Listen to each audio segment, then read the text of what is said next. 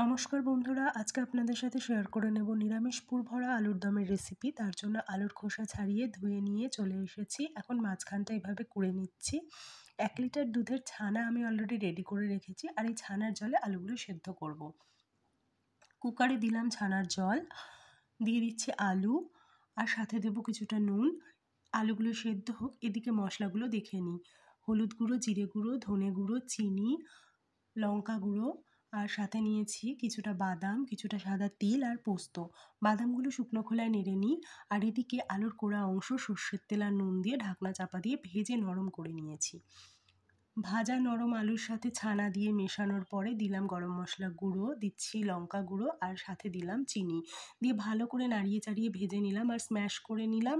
2 চামচে ঘি দিয়ে নাড়াচাড়া করে পুরো একদম রেডি করে চলে এসেছি এদিকে।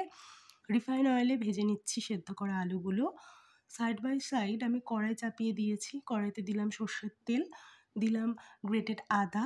আদাটা থেকে কাঁচা গন্ধ চলে যাওয়ার পর দিলাম টমেটো কুচি। টমেটোটা নেড়ে নিয়ে নরম করার পরে বাদাম, পোস্ত, তিলের পেস্টটা দিয়ে দিলাম।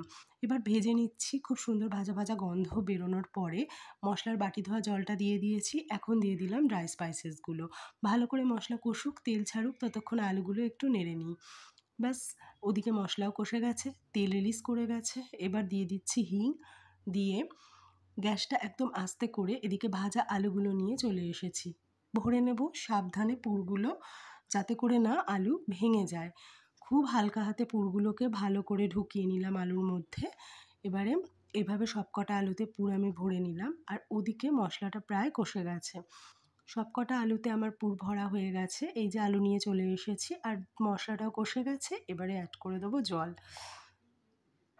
জলের সাথে মশলাটা ভালো করে নাড়িয়ে মিশিয়ে নেওয়ার পরে গ্রেভিতে ফুট এলে পুর ভরা আলুগুলো ছেড়ে দেব।